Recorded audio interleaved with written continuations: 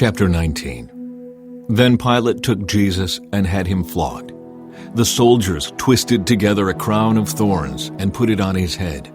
They clothed him in a purple robe and went up to him again and again, saying, "Hail, King of the Jews!" And they slapped him in the face. Once more Pilate came out and said to the Jews gathered there, "Look, I am bringing him out to you to let you know that I find no basis for a charge against him." When Jesus came out wearing the crown of thorns and the purple robe, Pilate said to them, "Here is the man."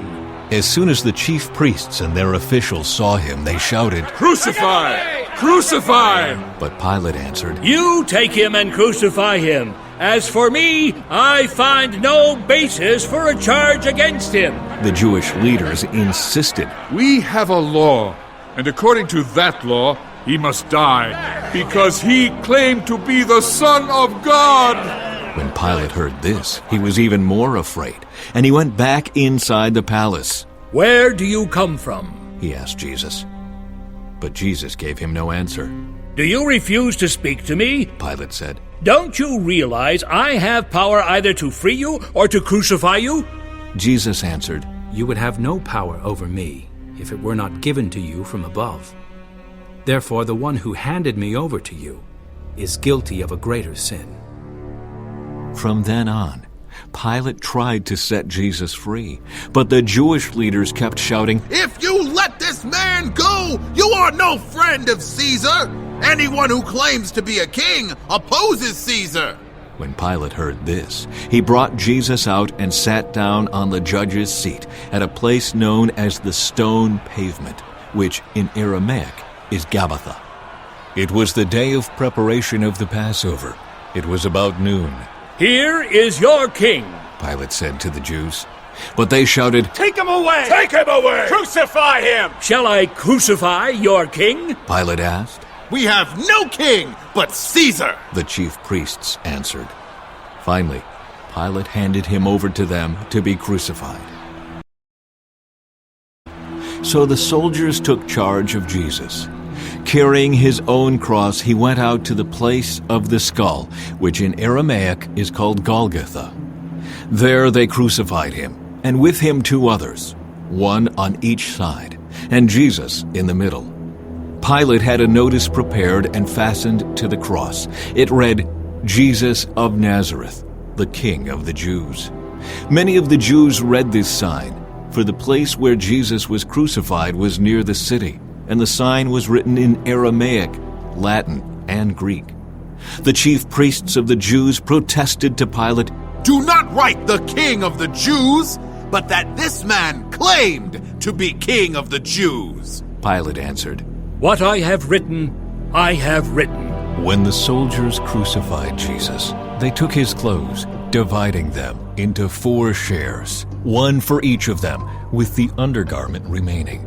This garment was seamless, woven in one piece from top to bottom. "Let's not tear it. They said to one another. Let's decide by lot who will get it." This happened that the scripture might be fulfilled that said, "They divided my clothes among them and cast lots for my garment." So this is what the soldiers did. Near the cross of Jesus stood his mother's sister, Mary, the wife of Clopas, and Mary Magdalene. When Jesus saw his mother there, and the disciple whom he loved standing nearby, he said to her, "Woman, here is your son. and to the disciple, Here is your mother." From that time on, this disciple took her into his home. Later, knowing that everything had now been finished, and so that Scripture would be fulfilled, Jesus said, "I am thirsty." A jar of wine vinegar was there. So they soaked a sponge in it, put the sponge on a stalk of the hyssop plant, and lifted it to Jesus' lips. When he had received the drink, Jesus said, "It is finished."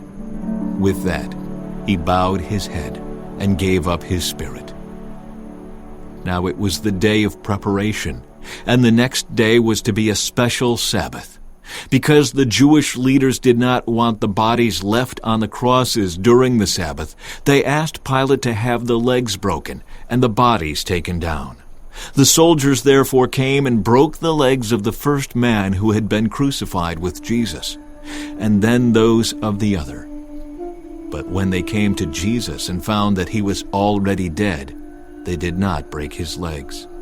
Instead, one of the soldiers pierced Jesus' side with a spear, bringing a sudden flow of blood and water. The man who saw it has given testimony, and his testimony is true. He knows that he tells the truth, and he testifies so that you also may believe. These things happened so that the scripture would be fulfilled, not one of his bones will be broken, and as another scripture says, they will look on the one they have pierced. Later, Joseph of Arimathea asked Pilate for the body of Jesus.